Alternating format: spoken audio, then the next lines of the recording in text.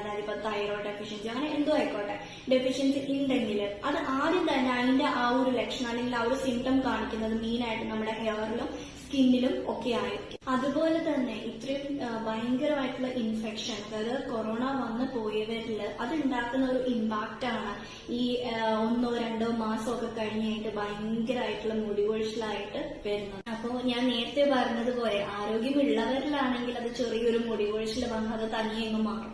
അല്ലാത്ത പക്ഷം അത് ആ കണ്ടിന്യൂസ് ആയിട്ട് ഹെയർ ഫോൾ കണ്ടിന്യൂ ചെയ്തുകൊണ്ടേയിരിക്കും. അങ്ങനെയുള്ളവര് ശ്രദ്ധിക്കേണ്ട കാര്യങ്ങൾ എന്തൊക്കെയാണെന്ന് നമുക്ക് നോക്കാം.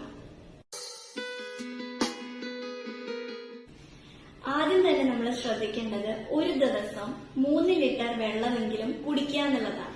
അപ്പോൾ അത് എല്ലാവരും തന്നെ പ്രത്യേകം ശ്രദ്ധിക്കാനായിട്ട് നോക്കുക. അതുപോലെ തന്നെ രണ്ടാമത് വരുന്നതാണ് ഉറക്കം.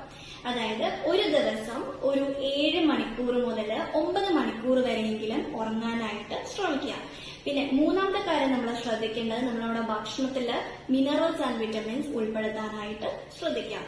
അതായത് എന്താ പറയാ, വിറ്റമിൻ B6, 12, അതുപോലെ തന്നെ കൊളാജൻ, പിന്നെ ലീഫി വെജിറ്റബിൾസ് എല്ലാവർക്കും അറിയാലോ, മുരിങ്ങക്ക, പയർ, പിന്നെ ചിക്കൻ, അതുപോലെ തന്നെ ഇപ്പൊ ഫ്രൂട്ട്സിലാണെങ്കിൽ തന്നെ നമ്മള് പഴം, അനാറ്, പിന്നെ അതൊക്കെ ഒന്ന് കഴിക്കാൻ ശ്രമിക്കുക. പിന്നെ അതുപോലെ തന്നെ മുട്ട, ഇതൊക്കെ നമ്മൾ നമ്മുടെ ലൈഫിൽ, അതായത് നമ്മുടെ ഡയറ്റിൽ ഇൻക്ലൂഡ് ചെയ്യാനായിട്ട് ശ്രമിക്കുക. അതുപോലെ തന്നെ നമ്മുടെ മുടിക്ക് ആവശ്യമായിട്ടുള്ള 3 വിറ്റമിൻസ് ആണ് vitamin B, vitamin D and vitamin E.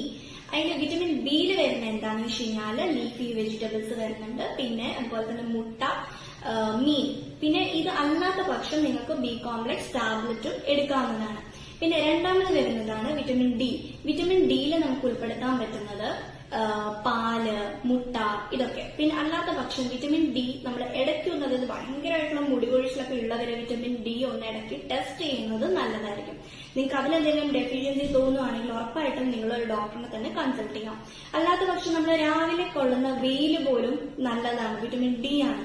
പിന്നെ വരുന്നതാണ് വിറ്റമിൻ ഇ. വിറ്റമിൻ ഇയിൽ വരുന്നത് ബദാം, നട്ട്സ്, അങ്ങനെയൊക്കെ. അല്ലാത്ത പക്ഷം നിങ്ങൾക്ക് അതിലും സപ്ലിമെന്റ്സ് എടുക്കാവുന്നതാണ്. പിന്നെ അതുപോലെ തന്നെ നമ്മൾ എല്ലാ ദിവസവും ഒരു 45 മിനിറ്റ്സ് എങ്കിലും എക്സസൈസും മെഡിറ്റേഷനും ചെയ്യാനായിട്ട് എല്ലാവരും തന്നെ ശ്രദ്ധിക്കുക.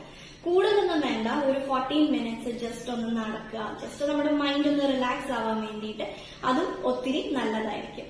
പിന്നെ നമ്മൾ ചെയ്യാൻ പാടില്ലാത്ത കുറച്ച് കാര്യങ്ങളുണ്ട്. അതായത് നമുക്ക് ഭയങ്കരമായിട്ട് മുടികൊഴിച്ചിൽ അനുഭവപ്പെടുന്ന സമയത്ത് നമ്മൾ ഒരിക്കലും ചെയ്യാൻ പാടില്ലാത്ത കാര്യങ്ങൾ എന്തൊക്കെയാണ് എന്ന് നമുക്കൊന്ന് നോക്കാം. ഒന്നാമത് തന്നെ നമ്മൾ ശ്രദ്ധിക്കേണ്ട കാര്യം സ്മോക്കിംഗ് ആൻഡ് ആൽക്കഹോൾ. നിങ്ങൾക്ക് ഹാബിറ്റ്സ് ഉള്ളവരാണെങ്കിൽ ഇപ്പം കൊറോണ വന്നതിന് ശേഷം അറ്റ്ലീസ്റ്റ് ഒരു 2-3 മാസത്തേക്കെങ്കിലും നിങ്ങളത് കണ്ടിന്യൂസ് ആയിട്ട് സ്റ്റോപ്പ് ചെയ്യണം. വേറെ